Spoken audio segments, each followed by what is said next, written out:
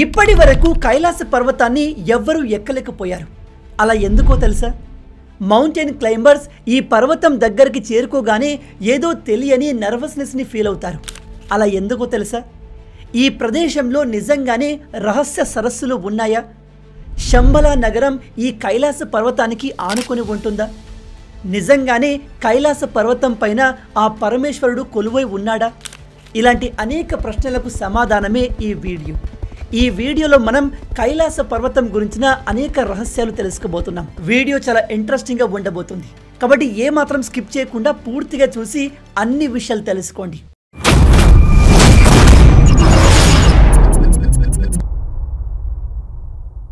కైలాస పర్వతం, దీన్నే స్వర్గానికి దారి అని కూడా చెప్తారు. ఇది ప్రపంచంలో ఎత్తైన పర్వతం కాదు, అయినప్పటికీ దీని రహస్యాలు చాలా లోతుగా ఉంటాయి. ఇప్పటి వరకు దాదాపు 7,000 మంది ప్రపంచంలోనే ఎత్తైన మౌంట్ ఎవరెస్ట్ పర్వతాన్ని ఎక్కారు. కానీ ఈ మౌంట్ ఎవరెస్ట్ కంటే కూడా చాలా రెట్లు చిన్నదైన ఈ ప్రపంచంలోని టాప్ 100 మౌంటైన్ లిస్ట్లో కూడా లేని కైలాస పర్వతాన్ని ఇప్పటి వరకు ఎవరూ ఎక్కలేకపోయారు. 20వ శతాబ్దం చివరిలో కొంతమంది సైబీరియన్ క్లైంబర్స్ ఈ కైలాస పర్వతాన్ని ఎక్కాలి అనుకున్నారు. కానీ దీనికి ఎగ్జాక్ట్లీ 1 సంవత్సరం క్రితమే ఒక గ్రూప్ ఈ పర్వతాన్ని ఎక్కేందుకు ట్రై చేసి కనిపించకుండా పోయారు. అందుకే ఈ సైబీరియన్ క్లైంబర్స్ భయపడుతూనే కైలాస పర్వతాన్ని ఎక్కడం స్టార్ట్ చేశారు.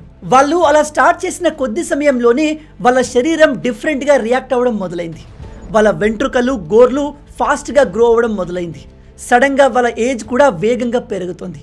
దాంతో వాళ్ళు భయపడి మధ్యలోనే తమ క్లైంబింగ్ని ఆపేసి రిటర్న్ వచ్చేశారు. అండ్ షాకింగ్లీ సంవత్సరంలోనే ఈ గ్రూప్లో ఉన్న అందరూ డిఫరెంట్ కారణాల చేత మరణించారు. చాలామంది కైలాస పర్వతంపై మనుషుల వయసు చాలా ఫాస్ట్గా పెరుగుతుంది అని చెప్తారు. కానీ అలా ఎందుకు? దాని వెనకాల ఉన్న సైన్స్ని మాత్రం ఎవరు ఎక్స్ప్లెయిన్ చేయలేకపోయారు. ఈ మౌంట్ కైలాష్ ఆకారం మిగతా పర్వతాల కాకుండా డిఫరెంట్గా ఉంటుంది. దీన్ని ఫస్ట్ టైం మనం చూసినప్పుడు పర్ఫెక్ట్ ట్రయాంగిల్లా అనిపిస్తుంది, లేదా ఒక పిరమిడ్లా కనిపిస్తుంది. కానీ సైంటిస్టుల ప్రకారం అయితే ఇలాంటి ఆకారం సహజంగా ఏర్పడే అవకాశం లేదు. కొన్ని థియరీస్ ఈ కైలాస పర్వతాన్ని ఏలియన్స్ నిర్మించారు అని చెప్తున్నాయి. అండ్ ఇంటర్నెట్లో కూడా ఈ కైలాస పర్వతం గురించి సమాచారం ఎక్కువగా లేదు. కొంతమంది అయితే ఈ కైలాస పర్వతాన్ని స్వయంగా ఆ పరమశివుడే నిర్మించాడు అని చెప్తున్నారు. ఈ పర్వతం ఇండియాకు, చైనాకు మధ్యలో టిబెట్కి సౌత్ వెస్ట్ ప్రాంతంలో ఉంటుంది. ఇక్కడ దాదాపు 4 మతాలు, హిందూయిజం, జైనిజం, బుద్ధిజం అండ్ బాన్ని ఫాలో అయ్యే వాళ్ళు వస్తుంటారు. ఈ 4 మతాలకు చెందిన వారు కైలాస పర్వతాన్ని ఎంతో పవిత్రంగా భావిస్తారు. ఈ పర్వతం 4 నదులకు పుట్టినిల్లు. అవే సింధు, సట్లెజ్, బ్రహ్మపుత్ర, కర్నాలి. ఈ నదులు ఒక్కోటి ఒక్కో డైరెక్షన్లో ప్రవహిస్తాయి. ఈ పర్వతాన్ని ఎక్కే క్లైంబర్లు ఒక డిఫరెంట్ మ్యాగ్నెటిక్ ఎనర్జీని ఎక్స్పీరియన్స్ అవుతారు. మీరు ప్రపంచంలో ఏ లొకేషన్కి వెళ్ళినా కంపాస్లోని నీడిల్ నార్త్ అండ్ సౌత్ పోల్ని ఎగ్జాక్ట్గా చూపిస్తుంది. కానీ కైలాస పర్వతంపై ఈ నీడిల్ అసలు వర్క్ అవ్వదు. అంతేకాదు ఈ కైలాస పర్వతం మీద ఎటువంటి వైల్డ్ లైఫ్ ఉండదు. మరీ ముఖ్యంగా ఈ పర్వతం మీద అనేక రకాలైన ప్యాటర్న్స్ అండ్ కొన్ని మతపరమైన గుర్తులు కనిపిస్తున్నాయి. సూర్యుడు అస్తమించే సమయంలో అక్కడ ఒక లెఫ్ట్ ఫేసింగ్ స్వస్తిక్ షాడో కనిపిస్తుంది. అంతేకాదు కొన్నిసార్లు శాటిలైట్ నుంచి కూడా కొన్ని వింతైన ఆకారాలు కనిపించాయి. ఫర్ ఎగ్జాంపుల్ ఈ పర్వతంపై ఓం అండ్ శివుడి ఆకారాలు దర్శనమిచ్చాయి. మన జాగ్రఫీ పరంగా ఈ కైలాస పర్వతాన్ని నేవెల్ ఆఫ్ ఎర్త్ అని కూడా పిలుస్తారు. అంటే ఈ పర్వతం భూమికి సెంటర్ అండ్ యాక్సిస్ పాయింట్ అని అర్థం. ఇంట్రెస్టింగ్ విషయం ఏమిటంటే ఈ మౌంట్ కైలాష్ యొక్క లొకేషన్ ఫేమస్ హిస్టారికల్ సైట్ అయిన Stonehenge north and south పోల్కి ఎగ్జాక్ట్గా 6,666 కిలోమీటర్ల దూరంలో ఉంది. కైలాస పర్వతం దగ్గర 2 సరస్సులు ఉన్నాయి. అవే మానస్ సరోవర్ అండ్ రాక్షస్ తాల్. మానస్ సరోవర్ని ప్రపంచంలోనే ఎత్తైన ఫ్రెష్ వాటర్ లేక్ అని పిలుస్తారు. అండ్ దీని ఆకారం కూడా గుండ్రంగా ఉంటుంది. దీని స్పెషాలిటీ ఏంటంటే ఇది చలికాలంలో అండ్ ఎండాకాలంలో ఒకేలా ఉంటుంది. ఆ నీరు గడ్డకట్టదు. సంవత్సరం పొడవునా ఈ సరస్సు చాలా ఫ్రెష్గా, పీస్ఫుల్గా ఉంటుంది. అయితే దీనికి ఎగ్జాక్ట్ అపోజిట్గా ఉండేదే రాక్షస్ తాల్. దీన్ని రాక్షసుల సరస్సు అని కూడా అంటారు. దీని నీళ్లు చాలా ఉప్పగా ఉంటాయి. ఇక్కడ ఎటువంటి ఆక్వాటిక్ లైఫ్ ఉండదు. ఆ లేక్లో ఎటువంటి జీవులు జీవించవు. కొంతమంది ప్రకారం ఈ రాక్షస్ తాల్ కొన్నిసార్లు మొత్తం ఎండిపోతుంది అండ్ సడన్గా ఫుల్ వాటర్తో దర్శనమిస్తుంది. అందుకే దీన్ని ది ఘోస్ట్ లేక్ అని కూడా పిలుస్తారు. అయితే కేవలం ఈ సైబీరియన్ క్లైంబర్సే కాదు, ఈ పర్వతం ఎక్కాలని ట్రై చేస్తే చాలా మందికి విచిత్రమైన ఎక్స్పీరియన్సెస్ ఎదురయ్యాయి. ఫర్ ఎగ్జాంపుల్, కొంతమంది క్లైంబర్స్ ప్రకారం ఈ పర్వతం ఎక్కుతున్నప్పుడు అక్కడి వాతావరణం ఒక్కసారిగా చేంజ్ అయిపోతుంది. పీస్ఫుల్గా ఉన్న వాతావరణం భయంకరంగా మారిపోతుంది. దాంతో క్లైంబర్లు సగం దూరం వరకు వెళ్ళి తిరిగి వచ్చేస్తారు. ఎన్నో సంవత్సరాల ఎక్స్పీరియన్స్ ఉన్న క్లైంబర్స్ కూడా ఈ పర్వతాన్ని ఎక్కేటప్పుడు ఆరోగ్యం క్షీణించడం, అలసట రావడం లాంటివి జరిగి తిరిగి వచ్చేశారు. కానీ ఈ కల్నల్ విల్సన్ అనే క్లైంబర్ మాత్రం ఈ పర్వతం ఎక్కడానికి ఒక ఈజీ మార్గాన్ని కనుగొన్నాడు. కానీ ఇతను ఆ మార్గం ద్వారా కొంత దూరం వెళ్ళాక భారీ మంచు కురవడంతో ఆ దారి కంప్లీట్గా బ్లాక్ అయిపోయింది. ఈ రష్యన్ మౌంటైనర్ సెర్గే ప్రకారం ఈ పర్వతం ఎక్కేటప్పుడు తన హార్ట్ బీట్ విపరీతంగా పెరిగేది. అడుగు వేస్తున్న ప్రతిసారి తిరిగి వెళ్ళిపోదాం అనే ఫీలింగ్ తనలో భారీగా కలిగేదంట. అతి ముఖ్యంగా ఆ పర్వతం నుంచి తిరిగి వెళ్ళిపో అని చెప్పే వైబ్రేషన్స్ తనకు ఇంకా గుర్తున్నాయని చెప్పాడు. కేవలం మనుషులే కాదు, మనుషుల ద్వారా తయారు చేయబడిన అడ్వాన్స్ టెక్నాలజీతో రూపొందించిన ఎయిర్ క్రాఫ్ట్లు కూడా ఈ పర్వతం గుండా వెళ్ళలేవు. ఈ పర్వతంపై అసలు ఎటువంటి శక్తులు ఉన్నాయో తెలియదు, కానీ ఆ ప్రాంతంలో విమానాలు ఒక పర్టికులర్ హైట్ కంటే ఎక్కువ ఎత్తుకు ఎగరలేవు. అయితే ఈ కైలాస పర్వతం దగ్గర ఇలాంటి విచిత్రమైన సంఘటనలు ఎందుకు జరుగుతున్నాయి? వీటికి ఏదైనా ఎక్స్ప్లెనేషన్ ఉందా అంటే ఎస్. అవేంటో ఇప్పుడు తెలుసుకుందాం. దీనికి సంబంధించి ఇప్పటి వరకు మన దగ్గర 2 థియరీస్ ఉన్నాయి. అందులో number 1, extra terrestrial or alien theory. ఇక్కడ చాలామంది నమ్మేది ఏమిటంటే ఈ కైలాస పర్వతాన్ని ఏలియన్స్ తయారు చేశారు అని. ఇంకొంతమంది చెప్పేది ఏమిటంటే ఆ ఏలియన్ ఎవరో కాదు, సాక్షాత్తు త్రిలోకాలకు అధిపతి అయిన పరమేశ్వరుడే అని. కొన్ని సైంటిఫిక్ థియరీల ప్రకారం ఈ కైలాస పర్వతం అనేది అడ్వాన్స్ టెక్నాలజీతో నిర్మించబడ్డ ఎక్స్ట్రా టెరెస్ట్రియల్ స్పేస్ క్రాఫ్ట్ అయి ఉండవచ్చు. కానీ మన హిందూ గ్రంథాల ప్రకారం ఈ కైలాస పర్వతంపై పరమేశ్వరుడు ఉన్నాడు. అంతేకాదు, ఈ గ్రంథాల్లో చెప్పబడిన కొన్ని విషయాలు మోడర్న్ టెక్నాలజీ కూడా అంతు చిక్కడం లేదు. ఫర్ ఎగ్జాంపుల్, మహారాష్ట్రలోని కైలాస మందిరం ఆర్కిటెక్చర్ పాయింట్ ఆఫ్ వ్యూలో చూస్తే ఈ టెంపుల్ ఒక మహా అద్భుతం. ఈ టెంపుల్ని ఒక పెద్ద బండరాయిని పైనుంచి కిందికి చెక్కుకుంటూ రూపొందించారు. దాదాపు 18 సంవత్సరాలు ఒకే రాయిని చెక్కి ఈ అద్భుతమైన కైలాస టెంపుల్ని తయారు చేశారు. దీనికోసం దాదాపు 4 లక్షల టన్నుల రాయిని చెక్కారు. ఇన్ఫ్యాక్ట్ నేడు మన దగ్గర ఇంత అడ్వాన్స్ టెక్నాలజీ ఉన్నప్పటికీ ఇలాంటి అద్భుతాన్ని మనం క్రియేట్ చేయలేము. కేవలం అంతేకాదు, ఈ మందిరం లోపల గుహలు కూడా ఉన్నాయి. అందుకే దీన్ని సూపర్ కేవ్ అని కూడా పిలుస్తారు. ఇలాంటివి కేవలం అద్భుతమైన ప్లానింగ్ అండ్ ఇంటెలిజెన్స్తోనే సాధ్యమవుతాయి.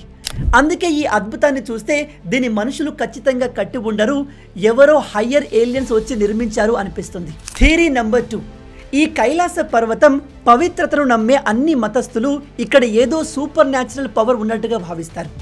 మన హిందూ ధర్మం ప్రకారం ఈ పర్వతంపై సాక్షాత్తు ఆ పరమశివుడే కొలువై ఉన్నాడు. అయితే అందుకు ఏదైనా ఎవిడెన్స్ ఉందా అంటే ఎస్, ఒకటి కాదు చాలా ఉన్నాయి. అందులో ముఖ్యంగా మానస్ సరోవర్ సరస్సు. ఇందులో నుంచి కొన్ని విచిత్రమైన లైట్స్ బయటికి వస్తాయి. ఆ పర్వతం నుంచి కొన్ని వింతైన శబ్దాలు కూడా వస్తాయని చుట్టుపక్కల వాళ్ళు చెబుతూ ఉంటారు. 1999లో ఫేమస్ సైంటిస్ట్ అయిన డాక్టర్ ఎర్న్స్ట్ మోల్డాషేవ్ ఈ మౌంట్ కైలాస్ని స్టడీ చేయడానికి టిబెట్కి వెళ్ళారు. వీరి ఎక్స్పెడిషన్లో పర్వతం నుంచి కొన్ని విచిత్రమైన సౌండ్స్ వచ్చేవి. దాంతో ఈ సైంటిస్ట్ కైలాస పర్వతాన్ని ఎవరో అడ్వాన్స్ సివిలైజేషన్ నిర్మించి ఉండవచ్చు అని చెప్పాడు. అంతేకాదు, గీజా పిరమిడ్స్లో అండ్ కైలాస మౌంటైన్లో చాలా సిమిలారిటీస్ని ఈ సైంటిస్ట్ అబ్జర్వ్ చేశాడు. ఇతని డిస్కవరీ శంబల నగరం వైపు కూడా తీసుకెళ్ళింది. మన పురాణాల ప్రకారం శంబల నగరం అనేది కైలాస పర్వతం కిందే ఉంటుంది. అంతేకాదు, ఈ నగరం మానవ జాతికి మూలం లాంటిది. ఇక్కడ ప్రాచీన నాగరికతకు చెందిన జీన్స్ ఆత్మల్ని పొందిపరిచినట్టుగా చాలామంది నమ్ముతారు. ఇంట్రెస్టింగ్ విషయం ఏమిటంటే అడల్ఫ్ హిట్లర్ కూడా ఈ థియరీని నమ్మేవాడు.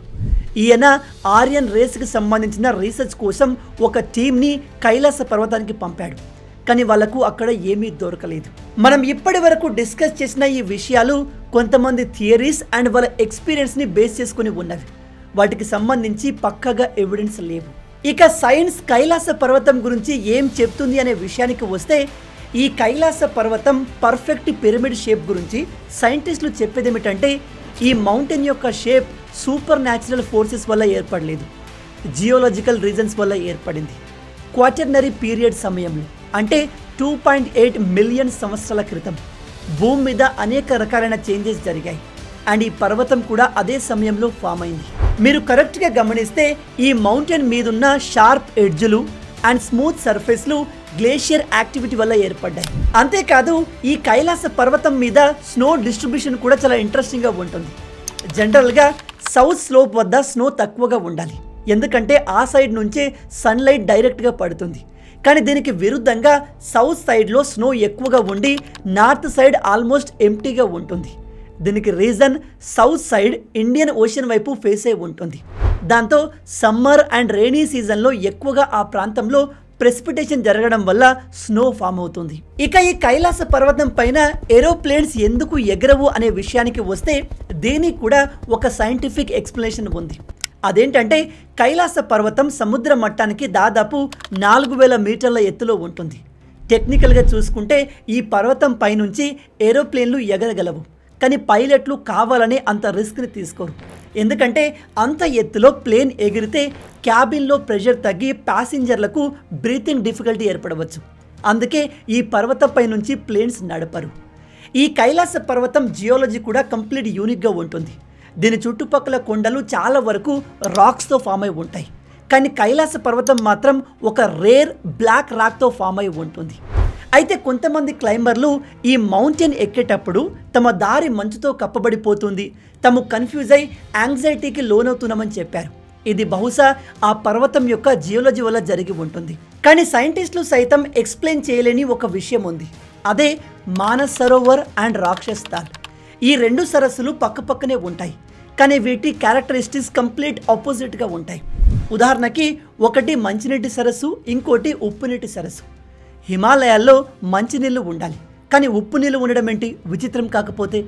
అందుకే ఇప్పటి వరకు సైంటిస్టులు ఇలా డిఫరెన్స్ ఎందుకు ఉందనే విషయాన్ని ఎక్స్ప్లెయిన్ చేయలేకపోతున్నారు. అండ్ ఇంకొంతమంది క్లైంబర్లు మౌంట్ కైలాష్ని ఎక్కేటప్పుడు తమ ఏజ్ వేగంగా పెరగడానికి గమనించారు. ఇది బహుశా టైం డైలేషన్ వల్ల అయి ఉండవచ్చు. ఉదాహరణకి ఏదైనా ఒక పెద్ద స్ట్రక్చర్ దగ్గర లేదా హై ఎలివేషన్ దగ్గర టైం కాస్త స్లో అవుతుంది. అది చాలా మైన్యూట్గా ఉంటుంది, కానీ ఆ చేంజ్ని మన బాడీ ఫీల్ అవుతుంది.